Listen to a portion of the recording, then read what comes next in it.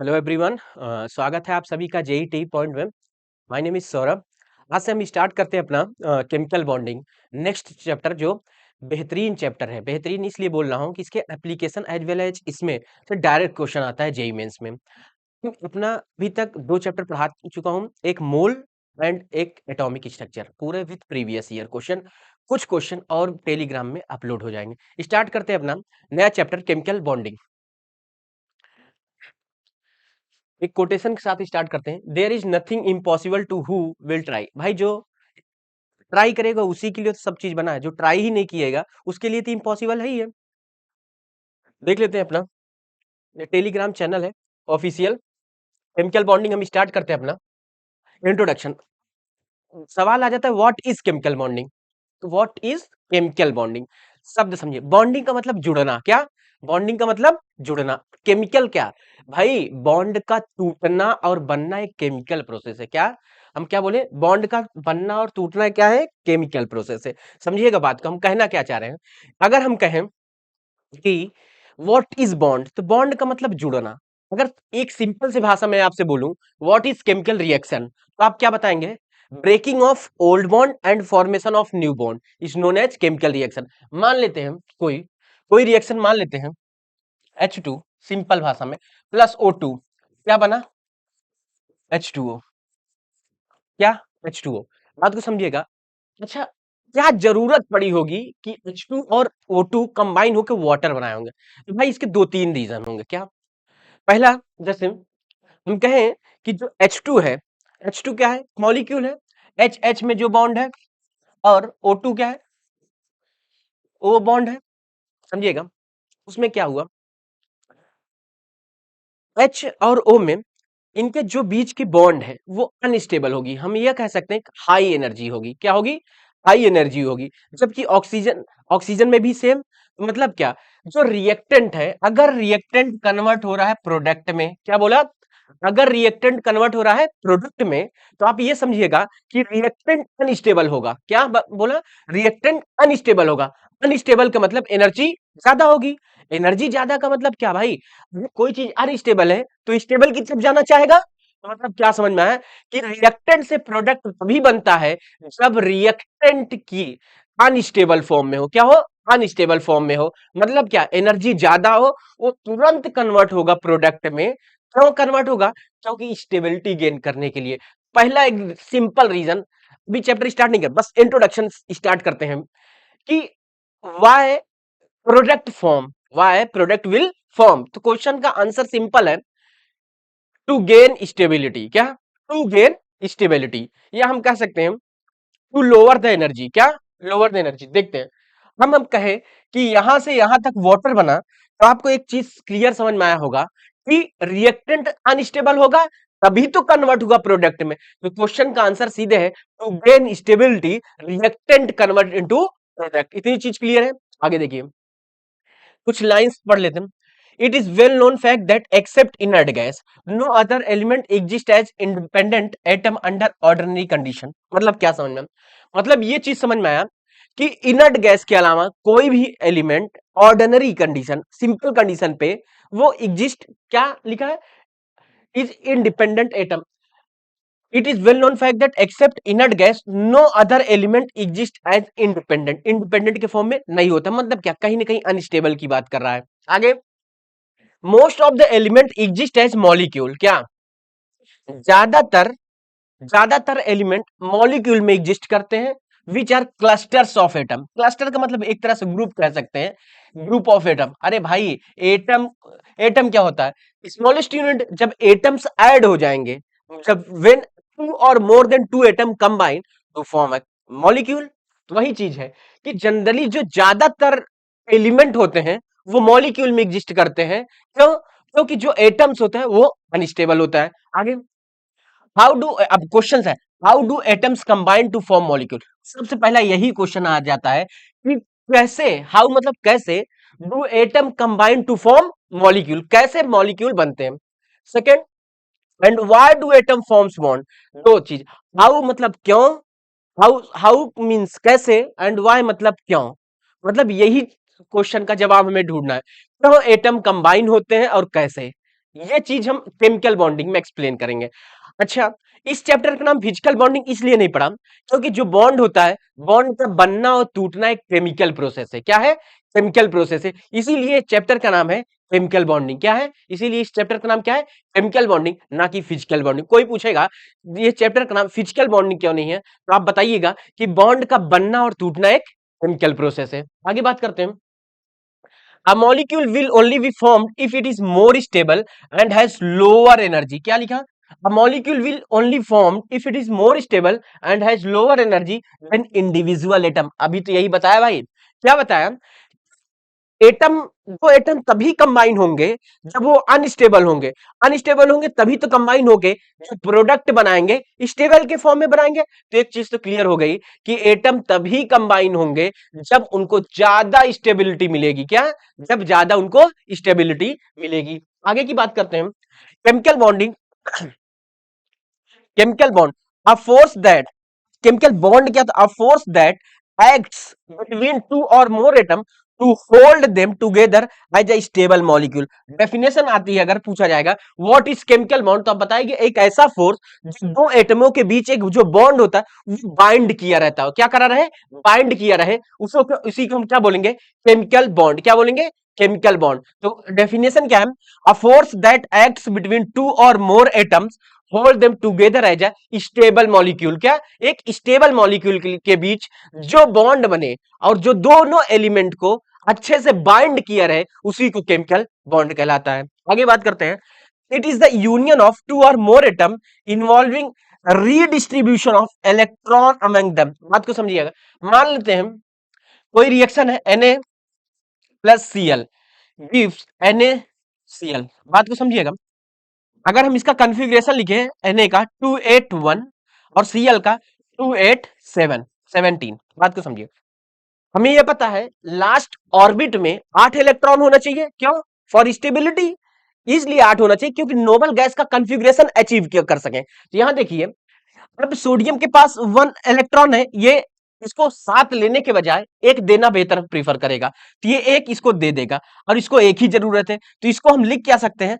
अब सोडियम का होगा 28 और क्लोरीन का होगा 287। क्या हो गया? 288। यहां पे हम Na+ लिख देंगे और क्लोरीन पे Cl-। प्लस का मतलब एक इलेक्ट्रॉन दिया और एक Cl में माइनस चार्ज आया, तो इसका मतलब क्या है? इस पे एक इलेक्ट्रॉन का गेन हुआ। तो क्या बन गया? अब जो बनेगा हम इसको लिख सकते हैं Na+Cl-। बना क्यों?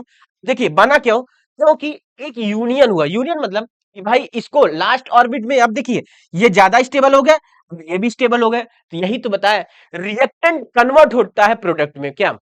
रिएक्टेंट कन्वर्ट होता है प्रोडक्ट में तब जब रिएक्टेंट अनस्टेबल होता है। क्या होता है? रिएक्टेंट अनस्टेबल होता है। स्टेबिलिटी पाने के लिए ये प्रोडक्ट में कन्वर्ट होता है। इतनी चीज क्लियर है। आगे देखते हैं। This process accompanied by decrease in energy or decrease in potential energy, strength of the bond, therefore molecule are more stable than atom। इसीलिए मॉलिक्यूल जो होते हैं एटम से ज्यादा स्टेबल होते हैं। क्या होते हैं? एटम से ज्यादा स्टेबल होते हैं। एटम से ज्यादा स्टेबल होते हैं। आगे बात करते हैं हम। अब हम देखते हैं क्लासिफिकेशन ऑफ बॉन्ड। बॉन्ड का भी क्लासिफिकेशन है। जैसे केमिकल बॉन्ड दो टाइप्स के, एक स्ट्रॉन्ग बॉन्ड का नाम दिए, एक वीक बॉन्ड का नाम दिए। बात को समझिएगा। स्ट्रॉन्ग बॉन्ड क्या होता है? Inter atomic. इंटर एटॉमिक मतलब एटम्स के बीच के बीच। जो स्ट्रॉन्ग बॉन्ड होगा उसकी एनर्जी लगभग 200 किलो जूल पर मोल होगा। 200 किलो जूल पर मोल होगा। जबकि वीक बॉन्ड की एनर्जी लगभग 2 to 42 होगा। पहले तो समझिएगा जो केमिकल बॉन्ड है वो दो टाइप्स के होते हैं, एक स्ट्रॉन्ग बॉन्ड, एक एक वीक बॉन्ड। स्ट्रॉन्ग बॉन्ड की लगभग एनर्जी 200 किलो जूल पर मोल होती है, जबकि वीक बॉन्ड की 2 से लेके 42 किलो जूल पर मोल होता है। आगे देखते हैं। स्ट्रॉन्ग बॉन्ड चार टाइप्स के होंगे, एक आयनिक बॉन्ड, एक कोवैलेंट, एक कोऑर्डिनेट, मेटालिक बॉन्ड। और वीक में हमको हाइड्रोजन और वंडरऑल। ये हमको 6 पढ़ना है, ये हमको 6 अच्छे से डिटेल में पढ़ना है। स्टार्ट करते हैं अपना आगे। उसके पहले हम देख लेते हैं कॉज ऑफ केमिकल कॉम्बिनेशन, मतलब क्यों दो एटम जुड़ते हैं। डिटेल। अच्छा, इसका रीजन पूछा जाएगा कि दो एटम क्यों कंबाइन होते हैं टू फॉर्म मॉलिक्यूल। अभी तो एक रीजन बता दिया टू गेन स्टेबिलिटी, और भी कुछ रीजन है देख लेते हैं, जैसे tendency to acquire minimum energy, ये बात तो सही है, एनर्जी मिनिमम होगी, क्या एनर्जी अगर मिनिमम होगी, एनर्जी मिनिमम होगी तो स्टेबिलिटी क्या होगी, ग्रेटर, यही तो बताए थे। अगर भाई एनर्जी मिनिमम हुई तो स्टेबिलिटी क्या हुई, greater. Second, when two atoms approach to each other, nucleus of one atom attract the electron of another atom। बात को समझिएगा, मान लेते हैं Na है, ये मान लेते हैं Cl, हम यहां पे अगर न्यूक्लियस है, एक क्लोरीन है, बात को समझिए, मान लेते हैं कि इलेक्ट्रॉन यहां पे प्रेजेंट है और इसके इलेक्ट्रॉन यहां पे प्रेजेंट है लास्ट ऑर्बिट में, कितने इलेक्ट्रॉन इसमें, 7,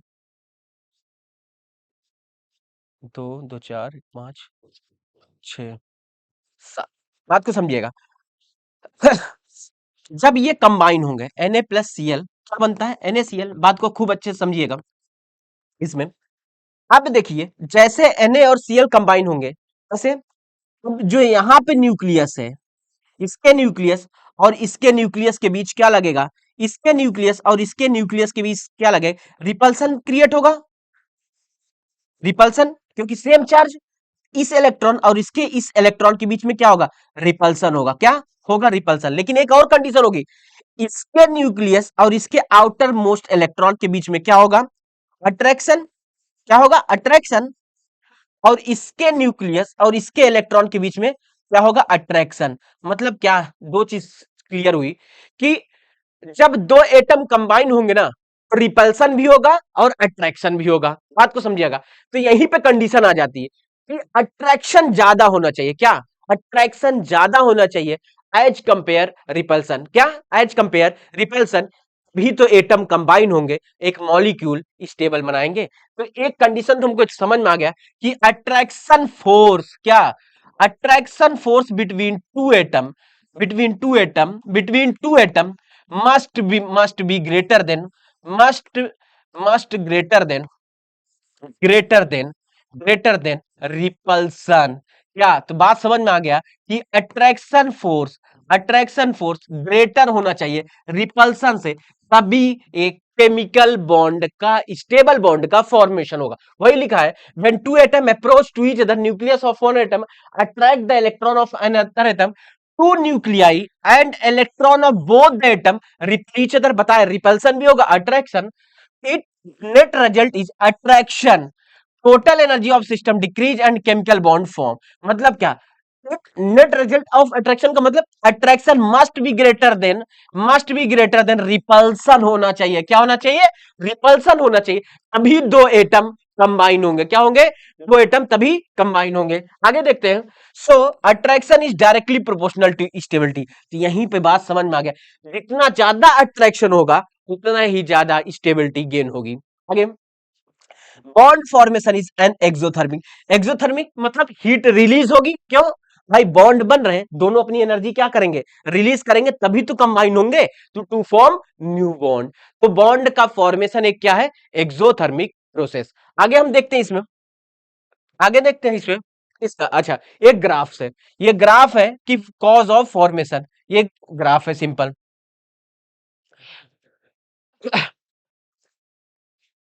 अच्छा, और इसके भी क्या रीजन है, tendency to acquire noble gas. अभी हम बता क्या रहे हैं कि केमिकल कॉम्बिनेशन बनते क्यों है, या एटम कंबाइन होकर मॉलिक्यूल क्यों बन, इसके कुछ और रीजन देख लेते हैं। Tendency to acquire noble gas configuration, मतलब हमने बताया कि नोबल गैस सबसे ज्यादा स्टेबल होते हैं, तो कोई भी एलिमेंट या कोई भी एटम क्या चाहेगा कि इनर्ट गैस का कॉन्फ़िगरेशन अचीव के। अभी तो भाई, अभी तो NaCl लिखा था ना, Na प्लस Cl मिलके क्या बन रहा था, NaCl, तो यहाँ पे 2 8 हुआ था, यहाँ पे 2 8 8 हुआ था, तो लास्ट में क्या 8, ये क्या है 8, क्या है 8 का मतलब, बात समझ में आया कि कोई भी एटम जब कंबाइन होकर मॉलिक्यूल बनाएगा, तो उस केस में atom Nobel gas configuration achieve करना चाहेंगे, क्यों, क्योंकि नोबल गैस कॉन्फ़िगरेशन क्या है, स्टेबल फॉर्म में। आगे देखते हैं, atom combine to acquire noble gas, only outermost electron participate in bond formation. बेहतरीन लाइन है, समझिएगा, बेहतरीन। कैसे देखते हैं, हमने NaCl का ही केस ले रहे हैं, Na+Ci, इसका कन्फिग्रेशन हम कर देते हैं 1s2 2s2 2p6 and 3s1। इसमें 2s sorry 1s2 2s2 2p6 3s2 and 3p5। 10 7 17। देखिए यहां पे आउटर मोस्ट इलेक्ट्रॉन क्या है, आउटर मोस्ट ऑर्बिट क्या है, तीसरी थर्ड, ये 3s1, तो इसको हम लिख क्या सकते हैं 2 8 एंड 1, 2 8 एंड 1। यहां पे लिख सकते हैं 2 8 एंड 7। बात को समझिएगा, हमने बोला कि केवल आउटर मोस्ट ऑर्बिट पार्टिसिपेट करते हैं कहां, बॉन्ड फॉर्मेशन। देखिए यहां तक स्टेबल है, इसमें अनस्टेबल है ना, इसमें दो होना चाहिए, होना क्या है एक, और यहां पे भी इस ऑर्बिट में p में एक कम है, तो मतलब क्या, आउटर मोस्ट ऑर्बिट ही पार्टिसिपेट करते हैं बॉन्ड फॉर्मेशन में। रीजन क्या है कि ये अनपेयर्ड होते हैं या इसमें फुली फिल्ड इलेक्ट्रॉन्स नहीं होते हैं। क्वेश्चन आएगा कि only outermost orbit participate in bond formation, क्यों, तो आप बताइएगा कि बॉन्ड फॉर्मेशन में आउटर मोस्ट ऑर्बिट इसलिए पार्टिसिपेट करते हैं क्योंकि इसमें इलेक्ट्रॉन अनपेयर्ड के फॉर्म में होते हैं। इलेक्ट्रॉन क्या होते हैं, अनपेयर्ड के फॉर्म में होते हैं, इसीलिए ये दोनों कंबाइन होते हैं। क्या होते हैं, कंबाइन होते हैं। इतनी चीज क्लियर है, आगे देखते हैं। Inert gas do not participate in bond formation because they have stable. भाई इनर्ट गैस क्यों क्यों कंबाइन होगा, क्यों, वो कंबाइन इसलिए नहीं होगा क्योंकि ये ऑलरेडी क्या है, स्टेबल के फॉर्म में है। आगे हम देखते हैं अपना, अब हमारा नेक्स्ट टॉपिक है इसमें लुईस अप्रोच। लुईस जो थे सबसे पहले अप्रोच किए कैसे दो एलिमेंट कंबाइन होके मॉलिक्यूल बनाते हैं। कुछ उनकी देख लेते हैं थ्योरी, बाकी इनके कुछ ज्यादा क्लियर नहीं कर पाए थे चीजें, इनमें इनके बहुत डिसएडवांटेज हुए थे। पहले तो इनके कुछ स्टेटमेंट्स देख लेते हैं क्या। The tendency of atom to achieve 8 electron in their outermost shell is known as Lewis octet. इन्होंने नारा दिया, नारा ही क्या दिया कि अगर कोई भी एलिमेंट है कंबाइन हो रहा है तो वो उस एलिमेंट में आउटर मोस्ट ऑर्बिट में 8 इलेक्ट्रॉन होना ही चाहिए, पहला कंडीशन। दूसरा, every atom has tendency to complete its octet in outermost shell. मतलब क्या, आउटर मोस्ट सेल्स में 8 इलेक्ट्रॉन होना चाहिए। हाइड्रोजन के लिए उन्होंने बोला टू कंप्लीट इट्स डबलेट, मतलब हाइड्रोजन के लिए क्या होना चाहिए, 2 इलेक्ट्रॉन, बाकी सारे एलिमेंट के आउटर मोस्ट में 8 इलेक्ट्रॉन होना चाहिए। To acquire inert gas configuration atom lose और गेन इलेक्ट्रॉन और शेयर। उन्होंने बोला कोई एटम कम है तो ले सकता है, ज्यादा है तो दे सकता है या शेयर कर सकता है। क्यों, अचीव क्या करना है, 8 इलेक्ट्रॉन। जैसे वाटर, वाटर है, देखिए ऑक्सीजन के आउटर मोस्ट इलेक्ट्रॉन में कितने हैं, 6, और हाइड्रोजन के एक, और हाइड्रोजन के एक। ऑक्सीजन को जरूरत कितने की थी, 2 इलेक्ट्रॉन की, तो एक इस एटम्स के लिए लिया हाइड्रोजन के और एक इलेक्ट्रॉन इस हाइड्रोजन, तो अपना ऑक्टेट पूरा किया। अब हाइड्रोजन के लिए डुप्लेट कंप्लीट करना था, इस हाइड्रोजन के पास खुद अपना एक था, एक इसको दिया तो शेयर कर लिए, एक दिया तो दे, तो ये फॉर्मेशन क्या हो गया, वाटर का फॉर्मेशन। ये बात तो यहां तक क्लियर है। अच्छा, यहां पे ये फॉलो कर रहा है ऑक्टेट रूल, लेकिन यहां पे देखते हैं BeCl2 में, अब क्लोरीन के पास 7 इलेक्ट्रॉन, बेरिलियम, अब यहां पे देखते हैं बेरिलियम के पास दो आउटर मोस्ट में, अब इसको एक दे दिया तो इसका तो क्लोरीन का कंप्लीट हो गया, अब इस क्लोरीन को एक दे दिया इसको भी कंप्लीट हो गया, लेकिन भाई जितना दिया उतना ही ले सकता है, तो यहाँ पे क्या है, इलेक्ट्रॉन की डेफिशिएंसी हो गई, मतलब देने लेने के बाद भी इसका ऑक्टेट कंप्लीट नहीं हुआ, इसीलिए does not follow octet rule. मतलब एक चीज क्लियर हो गई, जो लुईस साहब ने बोला था कि हर atom except hydrogen 8 electron complete होना चाहिए भी मॉलिक्यूल बनेगा या कंपाउंड बनेगा, ये यहाँ पे फेल हो गया। फेल क्यों हुआ, दो कंडीशन से, या तो उस सेंट्रल एटम में एटम्स की कमी हो जा रही थी, या फिर एक्सेस हो जा रहा था। भाई यहाँ पे तो कमी है, और भी कुछ केस हैं जिसमें जो लुईस का अप्रोच था 8 इलेक्ट्रॉन से आउटर मोस्ट में ज्यादा हो जा रहा था। आगे देखते हैं हम, एक्सेप्शन, इनका एक्सेप्शन। पहला क्या है, इनकम्प्लीट ऑक्टेट। इनकम्प्लीट मतलब इलेक्ट्रॉन की deficiency. Example, halide of 13 group या हाइड्राइड ऑफ 13 ग्रुप जब बन रहे थे, इसमें क्या था, लेने के बाद भी इलेक्ट्रॉन की कमी रह गई थी। एक्सेप्शन ऑफ ऑक्टेट, या फिर हम कहें कि exception of expansion of octet का मतलब कि इलेक्ट्रॉन कुछ में ज्यादा हो जा रहे थे, जैसे PCl5, SF6, IF7, ऐसे मॉलिक्यूल या कंपाउंड में क्या हो जा रहा था, इलेक्ट्रॉन की मात्रा ज्यादा हो जा रही थी, 8 से ज्यादा।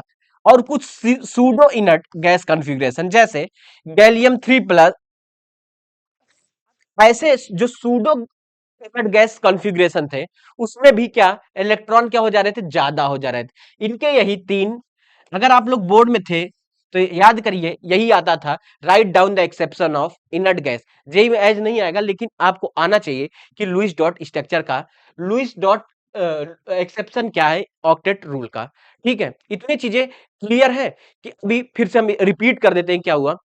स्टार्ट करें केमिकल बॉन्डिंग। नाम हमने बोला कि केमिकल बॉन्डिंग इसलिए नाम है क्योंकि बॉन्ड का बनना और टूटना एक केमिकल प्रोसेस है, इसलिए केमिकल बॉन्डिंग। बनता इसलिए कि रिएक्टेंट हमेशा स्टेबल गेन करना चाहता है, या फिर हम ये कह सकते हैं कोई भी element inert gas configuration achieve करना चाह रहा है, तो इनर्ट गैस कॉन्फ़िगरेशन क्या होते हैं, ज्यादा स्टेबल होते हैं। क्या होते हैं, ज्यादा स्टेबल होते हैं। तीसरी चीज हम ये है कि कोई भी एलिमेंट अपनी एनर्जी कम करना चाहता है। एक और कंडीशन हुआ कि attraction force between two atom जब कंबाइन होने जाएंगे, must must be greater than repulsion. यही एक कॉज था जिसकी वजह से केमिकल कॉम्बिनेशन होता था।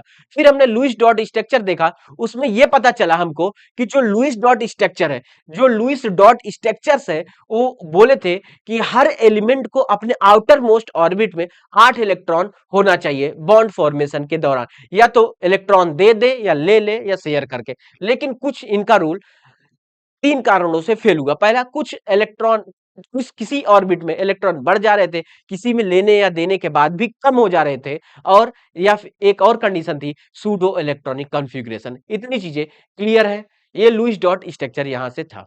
आगे हम अपना देखते हैं वैलेंसी। अभी तक हमने क्या देखा, हम ये देखे कि लुईस डॉट स्ट्रक्चर ने क्या एक्सप्लेन करना चाहा। लुईस डॉट स्ट्रक्चर का एक ही मतलब था कि कैसे मॉलिक्यूल या कंपाउंड बनते हैं, लेकिन उनके इतने एक्सेप्शन थे जिसकी वजह से वो मेथड फेल हो गया। अब हम एक नया टॉपिक देखता हूं, वैलेंसी। वैलेंसी क्या होता है देखते हैं। वैलेंसी क्या होती है? Frankland valency, named after the English chemist Edward Franklin, is older concept used in the earlier development of chemical bonding theories. Franklin valency was related to the combining power. देखिए मतलब ही होता है, अगर कोई पूछे कि what do you mean by valency, तो आप बताइएगा कि combining power। क्या combining power? Combining power of an element which was determined by the number of hydrogen atom of an element could combine with to form a binary compound. For example, जैसे oxygen है, which can combine with two hydrogen atom had Franklin valency of 2 atom। ये older concept था। अब जैसे oxygen का, तो oxygen का combine होता है दो, because it can combine with 2 hydrogen. अगर हम कहें नाइट्रोजन कंबाइन विथ 3 हाइड्रोजन, तो इसकी वैलेंसी कितना हो गई, 3। ये ओल्डर कॉन्सेप्ट था, ये क्या था, ओल्डर कॉन्सेप्ट था। कोवैलेंट बॉन्ड का मतलब समझिएगा, नंबर ऑफ बॉन्ड, क्या number of bond form between two element या two atoms. Number of bond form between two atoms or two element is called covalent bond. अब इसकी डेफिनेशन पढ़ लेते हैं। A covalent bond is form by the mutual sharing of electron between two atom of electronegative element to complete their octet. याद रखिए क्या होना चाहिए, complete their octet. The shared pair of electron should have opposite spin and are localised between two atom concerned. बात को समझिएगा। हम कहें कि कोवैलेंट बॉन्ड क्या है, कोवैलेंट बॉन्ड क्या होता है, जब टू एटम कंबाइन होते हैं, कैसे, शेयरिंग ऑफ इलेक्ट्रॉन।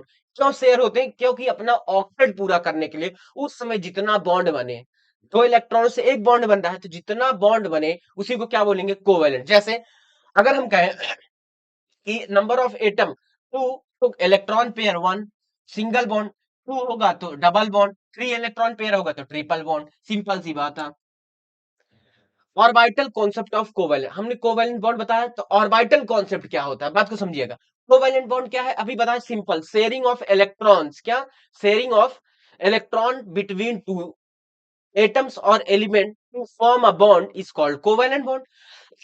लेकिन अगर ऑर्बिटल कॉन्सेप्ट देखें, ऑर्बिटल कॉन्सेप्ट क्या बताया, one orbital can accumulate two electron with opposite, अरे भाई जैसे एस ऑर्बिटल में एक होता है तो इसमें दो इलेक्ट्रॉन होते हैं with or opposite spin, half filled orbital or unpaired electron orbital share one electron from another atom to complete its orbital. हमने बोला कि कोई भी ऑर्बिटल जो अनपेयर्ड होगा वो हमेशा पेयर्ड होना चाहेगा, क्यों? स्टेबल गेन करने के लिए। टेंडेंसी टू कंप्लीट ऑर्बिटल, इतनी इंपॉर्टेंट लाइन है, इसको खूब अंडरलाइन कर लीजिएगा। टेंडेंसी टू कंप्लीट ऑर्बिटल और to pair of electron is an essential condition, underline, of covalent bond.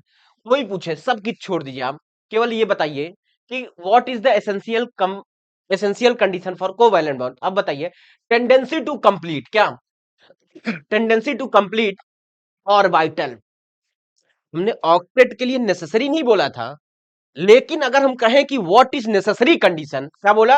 अगर हम बोले what is necessary condition for forming a covalent bond, तो आप बताइएगा टू कंप्लीट, या हम कहें कि tendency to complete orbital is an necessary condition for covalent bond. इतना चीज याद रखिए, हमेशा दो एलिमेंट इसलिए कंबाइन होते हैं, हमेशा दो एलिमेंट इसलिए कंबाइंड होते हैं क्योंकि वो अपनी ऑर्बिटल फील्ड करे। अरे भाई ऑर्बिटल फील्ड होगा तभी तो स्टेबल होगा, जब स्टेबल होगा तभी तो एनर्जी कम हो जाएगी, तभी रिएक्टेंट प्रोडक्ट में कन्वर्ट होता है। एक रीजन याद कर लीजिए कि अगर कोवैलेंट बॉन्ड की क्या कंडीशन होती है, तो यही बताइएगा, tendency to complete orbital, tendency to complete orbital is necessary condition for covalent bond.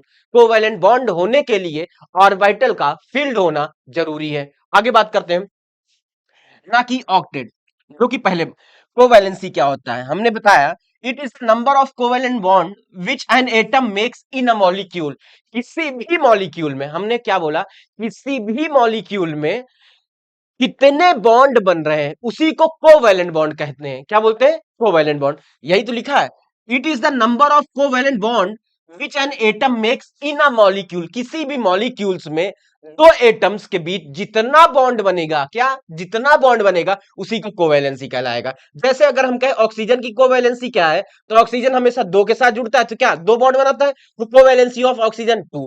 अगर हम कहें नाइट्रोजन तो 3, हाइड्रोजन 1। मतलब क्या समझ में आया? एक चीज तो क्लियर समझ में आ गया कि अगर कोवैलेंट बॉन्ड, कोवैलेंसी उसे कहेंगे जितना भी बॉन्ड बनाएंगे, किसमें? किसी भी दो एलिमेंट के बीच जितना बॉन्ड बने उसी को हम क्या बोलेंगे? कोवैलेंसी। आगे देखते हैं, if outermost orbit has empty orbital.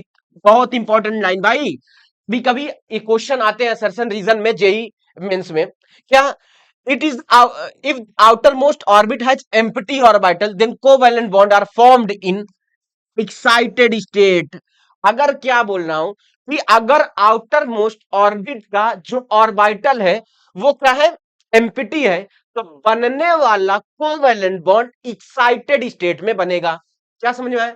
मतलब समझ में आया कि अगर किसी भी आउटर मोस्ट ऑर्बिट के ऑर्बिटल में क्या अनपेयर्ड या एम्प्टी ऑर्बिटल है, एम्प्टी ऑर्बिटल है, तो उससे बनने वाला बॉन्ड बनेगा, वो बनेगा कहां? एक्साइटेड स्टेट में। क्वेश्चन आया था एक बार जेईई मेंस में कि बताइए, if any orbit if any outermost orbit is empty orbital then the formation of bond is take place कहां? तो मतलब कहां? तो भाई एक्साइटेड स्टेट में। ये चीज आप क्लियर करिए।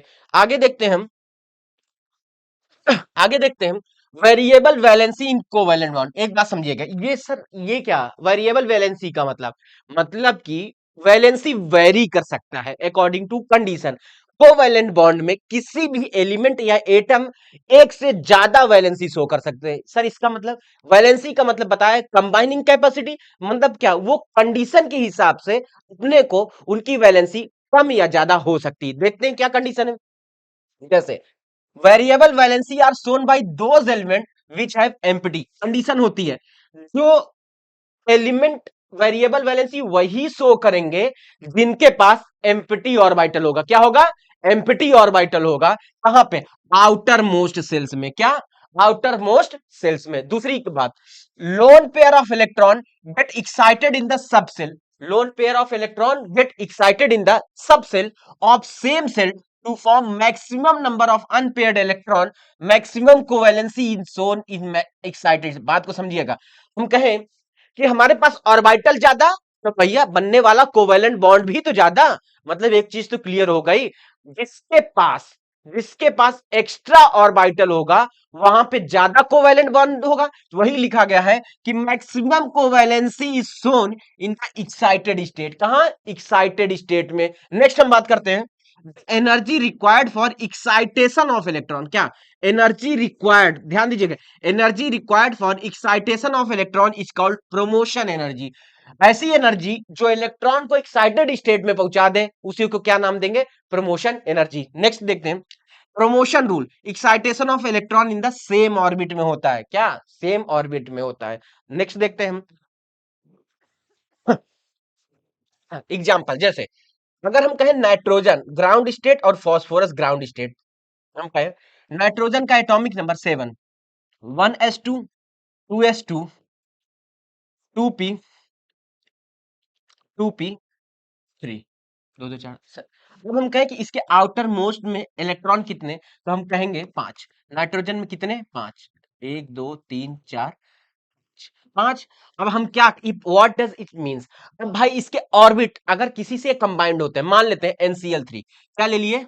NCl3। पूछेगा कि NCl3 एग्जिस्ट करता है, और एक आएगा क्वेश्चन कि क्या NCl5 भी एग्जिस्ट करता है। क्वेश्चन है विच of the following, which of the following which of the following which of the following exist or not, which of the following exist and why। देखिए NCl का बना रहे हैं, N का electronic configuration 1s2 2s2 2p3। अगर हम Cl का लिख लें, क्या Cl का लिख लें, तो 17 1s2 2s2 2p 2p6 3s2 3p5 17। तो इसको हम लिख सकते हैं क्या, नाइट्रोजन को 2 and 5, इसको लिख सकते हैं 2 and 2 8 and 7। बात को समझिएगा।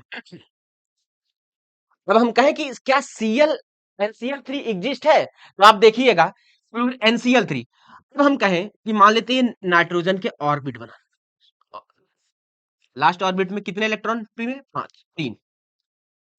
भाई एस में तो फील्ड है ना, 1 2 and 3, सॉरी 3, 3 अनपेयर्ड है। और क्लोरीन, अब ये क्या करेगा, हमने बोला बनने वाला कोवेलेंट बॉन्ड क्या होगा? Tendency to complete orbital. क्या? Tendency to complete orbital is covalent bond.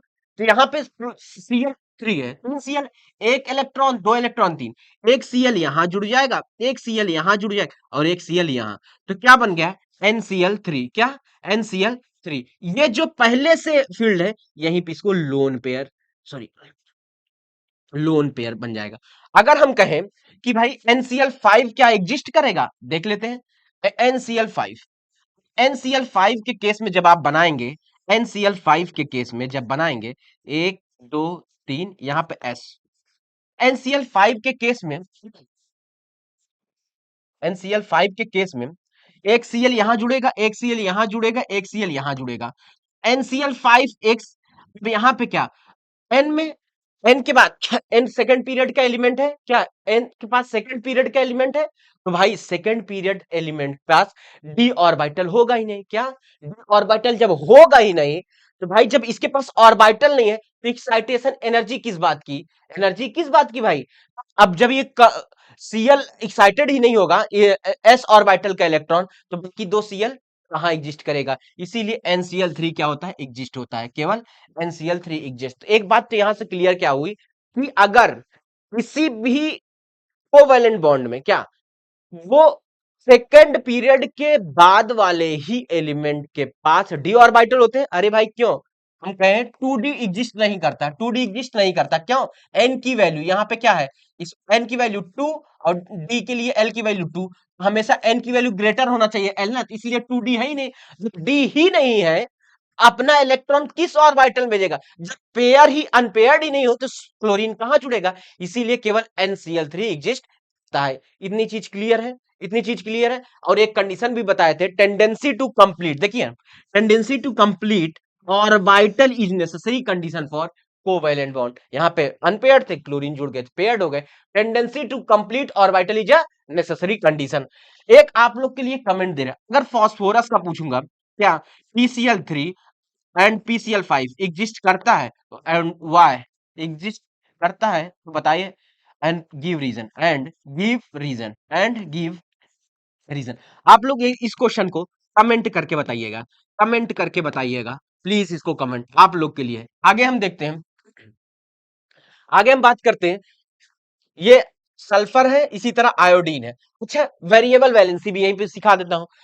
अब सल्फर के केस में आप जब जब देखेंगे, मान लेते हो कोई एलिमेंट है, ऐसे आयोडीन, हम कहेंगे जितनी जितनी भी एक्साइटेड स्टेट में होंगी उतनी वैलेंसी शो करेंगी। इसी तरह आयोडीन के पास अभी हम बता दे रहे हैं कि आयोडीन की वैलेंसी ज्यादा ही होगी, 1 3, उसके बाद 5 और 7, तो इसकी वैलेंसी 1 होगी, 3 होगी, 5 होगी, 7। भाई 3 तक तो समझ में आता, 5 7 कैसे भैया, क्योंकि एक्साइटेड स्टेट में फिफ्थ पीरियड का एलिमेंट, अब भाई ये अपना वेरिएबल वैलेंसी शो कर सकता है क्योंकि 5D एग्जिस्ट करता है। तो आपको ये दोनों क्वेश्चन कमेंट करके बताना है कि इनकी वैलें वेरिएबल वैलेंसी, वेरिएबल वैलेंसी कितनी है, वेरिएबल वैलेंसी कितनी है, वेरिएबल वैलेंसी कितनी है। ये होमवर्क है आप लोग के लिए, कितनी वेरिएबल वैलेंसी हो सल्फर के एज वेल एज आयोडीन की। अब हम इसका बता दिए, आप लोग को सल्फर का बताना है। आगे देखते हैं हम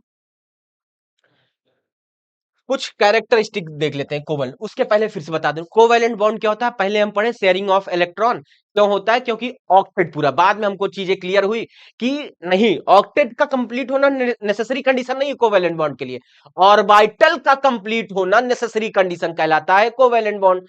तो हम फिर बोले क्या वेरिएबल वैलेंसी शो करता है, हमने बोला हाँ वेरिएबल वैलेंसी शो कर सकता है कि भाई कुछ एलिमेंट अपना ऑर्बिटल एक्साइटेड स्टेट में करते हैं, मतलब अपने इलेक्ट्रॉन एक्साइटेड स्टेट में छोड़ सकते हैं।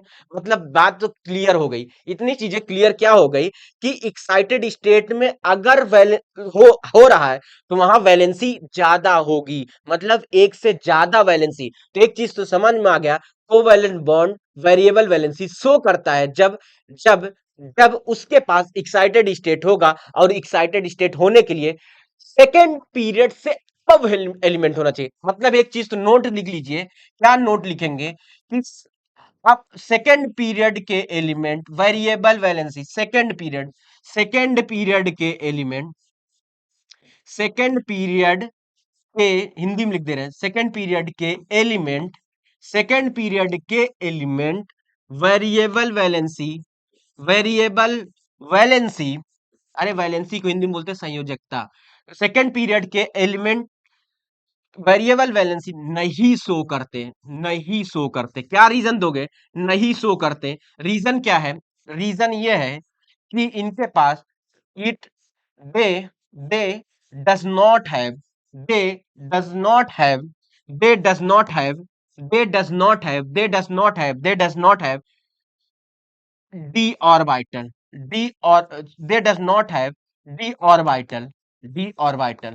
ओके, ये रीजन है। आप लिख लीजिए कि सेकेंड पीरियड के एलिमेंट होगा तो वेरिएबल वैलेंसी नहीं शो करेगा क्योंकि डी एग्जिस्ट ही नहीं करता, तो पी के बाद अपना इलेक्ट्रॉन कहां ट्रांसफर होगा, जब इलेक्ट्रॉन का हो ही नहीं, प्रमोशन एनर्जी ही नहीं होगा, तो किस बात का एक्साइटेशन एनर्जी। इतनी चीज क्लियर है। अरे बच्चों प्लीज बोल दो क्या इतनी चीजें क्लियर है।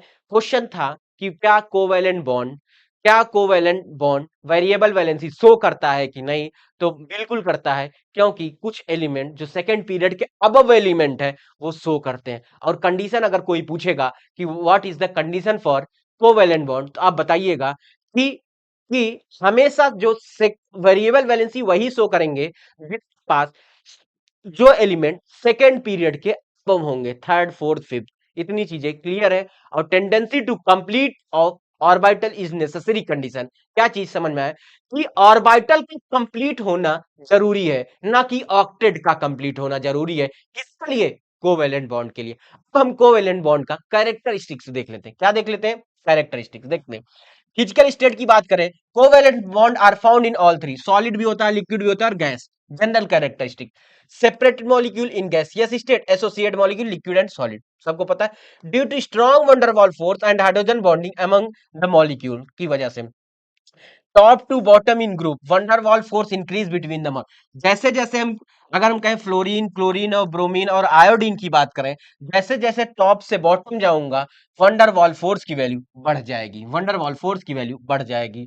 कोवैलेंट सॉलिड किसे कहते हैं? दो solid in which atom are linked together by covalent bond form infinite three dimensional giant structure. Giant का मतलब एक तरह से कह सकते हैं कि जो एक्चुअल दिखता है लेकिन अंदर से खोखला होता है।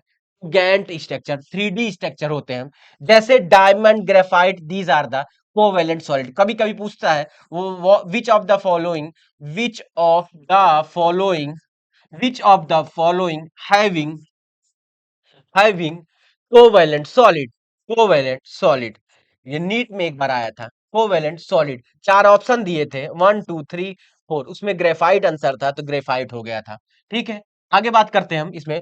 मॉलिक्यूलर सॉलिड किसे कहते हैं? इसी को डिस्क्रीट या separate molecule are form by covalent bond and then molecule associate due to intermolecular force of attraction. पहले क्या होते हैं ये मॉलिक्यूल? फॉर्म होते हैं कोवेलेंट बॉन्ड से, फिर एसोसिएट होते हैं wonder wall. Example solid I2, dry ice जिसको हम सॉलिड CO2 बोलते हैं, ETC। इसके भी एग्जांपल आप लोग तैयार करिएगा, याद कर लीजिएगा। नेक्स्ट हम बात करते हैं कैरेक्टरिस्टिक्स में ही conductivity. Mostly covalent compound are bad conductor, बात को समझिएगा, electric, but polar covalent compound due to self ionization can conduct. देखिए क्वेश्चन अगर जनरल पूछा जाएगा, देखो क्वेश्चन क्या पूछ रहा है उस पर डिपेंड है। क्वेश्चन पूछा क्या कोवेलेंट बॉन्ड कंडक्ट करता है इलेक्ट्रिक्स, तो आप बोलिएगा नहीं। लेकिन अगर ये पूछ लिया क्या कुछ ऐसे कंपाउंड है जो एक्सेप्शन है, तो बोलिएगा हाँ।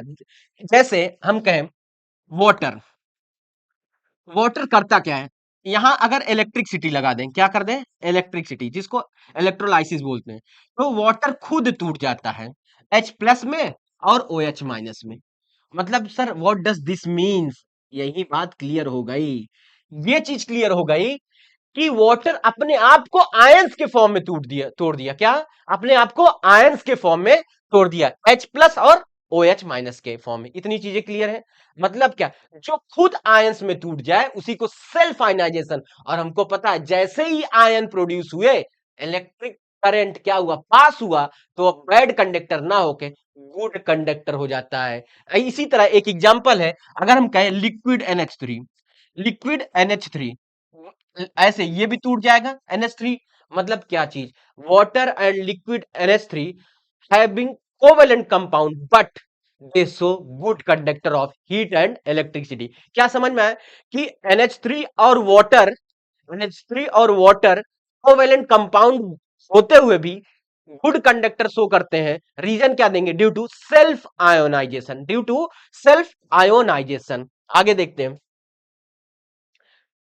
सॉल्युबिलिटी की बात करते हैं।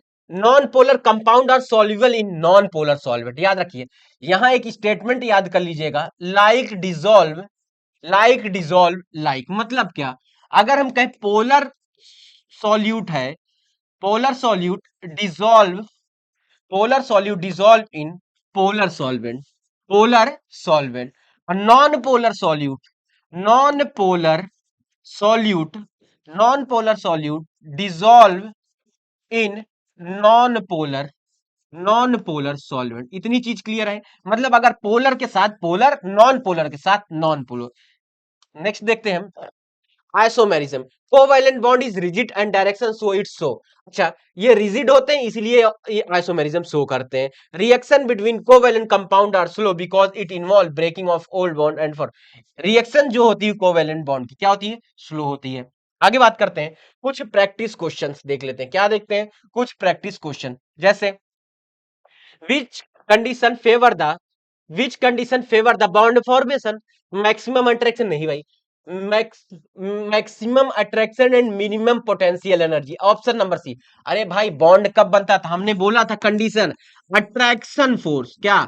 Attraction force must be greater than repulsion. यही तो कंडीशन हुआ था।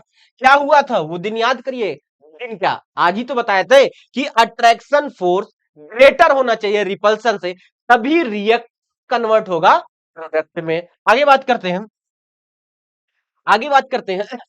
नेक्स्ट हम देखते हैं, which one of the following element never follow octet rule? तो भाई क्या? हाइड्रोजन, ऑक्टेट रूल हाइड्रोजन नहीं फॉलो करता है, इसके लिए डुप्लीकेट होता है। नेक्स्ट क्वेश्चन है, which is not an exception to octet rule. कौन सा एक्सेप्शन नहीं है ऑक्टेट रूल का? तो इसका आप लोग ड्रॉ करिएगा, तो इसका आंसर हम बता दे रहे SiCl4। क्यों? इसमें इलेक्ट्रॉन की डिफिशियंसी हो जाएगी, इसमें भी इलेक्ट्रॉन की डिफिशियंसी हो जाएगी, इसमें यही SiCl4 है जो, जिसमें एक्सेप्शन विच इज नॉट पूछा है ना, तो आंसर इसका बी। इसका आंसर क्या हो जाएगा? बी आंसर हो जाएगा। आगे बात करते हैं, इसका आगे, an oxide of chlorine which is an odd electron, odd electron हमने बताया था कि ऑड इलेक्ट्रॉन मॉलिक्यूल क्या होते हैं जिसमें ऑड नंबर ऑफ इलेक्ट्रॉन, तो ClO2। इसका आंसर क्या हो गया? ClO2। ClO2 हो गया, आंसर कितना हो गया? ClO2।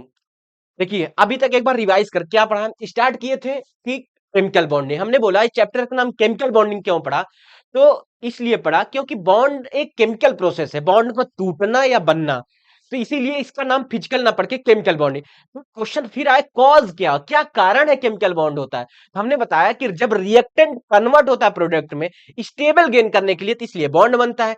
फिर और भी कंडीशन देखा कि attraction force must be greater than repulsion force. फिर और चीजें क्लियर हुई लुइस के द्वारा कि दो एलिमेंट, मोस्टली एलिमेंट क्या होते हैं, मोस्टली एलिमेंट जो होते हैं वो मॉलिक्यूल के फॉर्म में एग्जिस्ट करते हैं। पता चला क्यों? क्योंकि जो एटम्स होते हैं वो ज्यादा अनस्टेबल होते हैं, इसीलिए दो एटम कंबाइन होकर एक मॉलिक्यूल बनाते हैं। रीजन क्या है?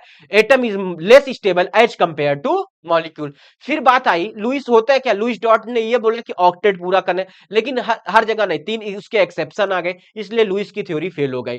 फिर हमने पढ़ाया कि वैलेंसी क्या होता था, हमने बताया कंबाइनिंग कैपेसिटी। कंबाइनिंग कैपेसिटी मतलब जो कोई एलिमेंट किसी से कितने के साथ जुड़ रहा है।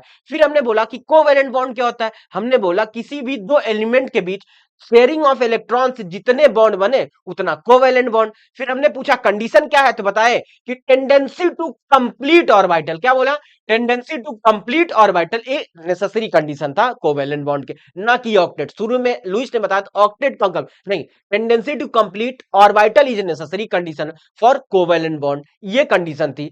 फिर बात आई कैरेक्टरिस्टिक, तो कैरेक्टरिस्टिक में एक चीज क्लियर हुआ कि लाइक डिसॉल्व लाइक। दूसरी चीज कोवैलेंट कंपाउंड जनरली ज्यादा डिसॉल्व नहीं होते, लेकिन एक आध दो कंपाउंड ऐसे हैं, सॉरी बैड कंडक्टर होते हैं, लेकिन कुछ कंपाउंड कोवैलेंट के गुड कंडक्टर होते हैं, जैसे water and liquid ammonia, due to self ionization की वजह से, ड्यू टू सेल्फ आयनाइजेशन की वजह से। उसके बाद हमने क्या बताया, कुछ प्रैक्टिस क्वेश्चन कराया। ये हमारी पहला लेक्चर था केमिकल बॉन्डिंग को। आप लोग करना क्या है, साथ साथ का पढ़ते चलिए, प्रीवियस जैसे चैप्टर कंप्लीट इतने क्वेश्चन करवा दूंगे ना आपके, यार एक भी क्वेश्चन ऐसा नहीं बनेगा कि केमिकल बॉन्डिंग के ना हो, क्योंकि केमिकल बॉन्डिंग कौन पढ़ा रहा है? सौरभ सर। क्या पढ़ा रहे हैं? सौरभ सर। यार बेस्ट पढ़ाऊंगा। आप अच्छा लगेगा वीडियो तो आप शेयर करिए, अच्छा लगेगा यार, क्योंकि ये बेस्ट चैप्टर जो है हमारा, हमारा खुद फेवरेट चैप्टर है, तो आप अपने दोस्तों को प्लीज शेयर करिएगा। कौन दोस्तों को? बार बार बोलते हैं पढ़ने वाले, जो एक्चुअल में पढ़ना चाहते हैं उनको शेयर करिएगा, लाइक करिएगा। Thank you.